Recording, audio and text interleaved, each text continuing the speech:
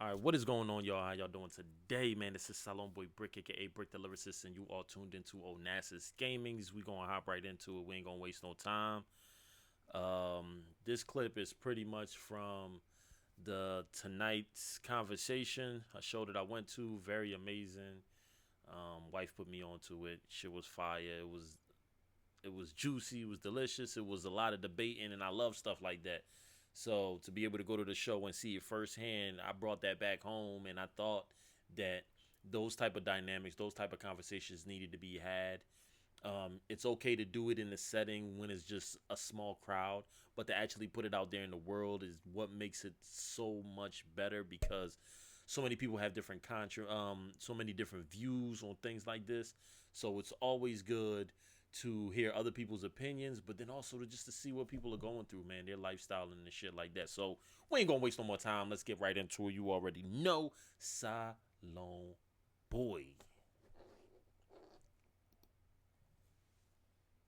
He's not your type. When it comes to types, okay?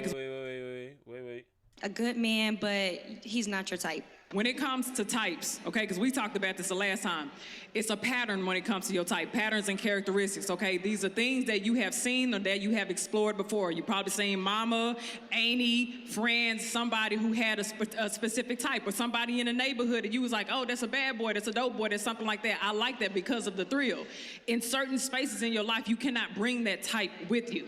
So if you see that all other characteristics and behaviors are good, why does the type even matter? You can learn to love this person in other spaces outside of what you see as far as physicalities. If you're talking about a type because maybe your type has a certain type of demeanor, or maybe your type looks a certain type of way, what is going to matter when you start facing conflict? The way they look? When you start going through communication barriers, the way they look?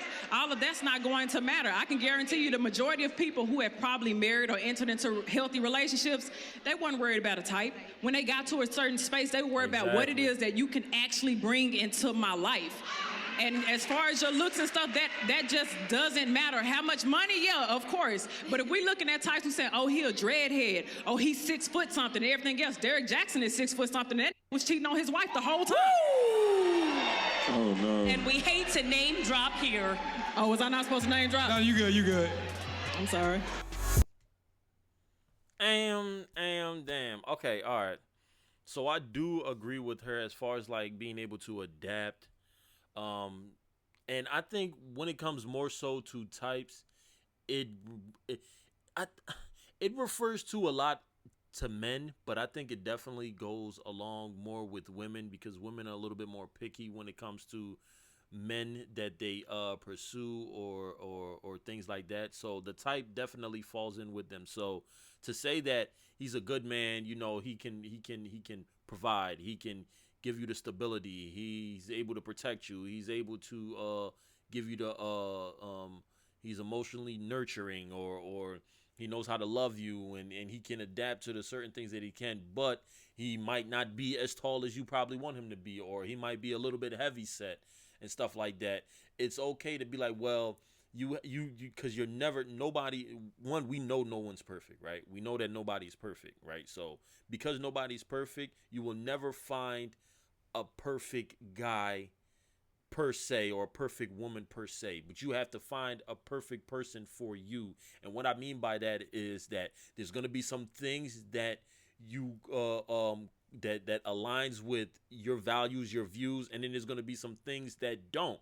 You know, you might say you want somebody that's tall, but all the tall guys that you done dated are the ones that is dogging you out and acting bullshit and doing all the dumb shit to you and all of that. But then you turn around and you find a short guy that's not your type, and he's the one that's been showing you love. He's the one that's been emotionally in tuned as far as like just thinking about you and doing things for you outside the box and taking you on dates and bringing you flowers and doing all these things that you wanted the guys that were your type to do. So it's good to be able to figure out if the person is right for you as far as like a long term in your life. You know what I'm saying? So I definitely agree with her. I thought I was going to disagree with her a little bit, but she definitely made a good point though, man.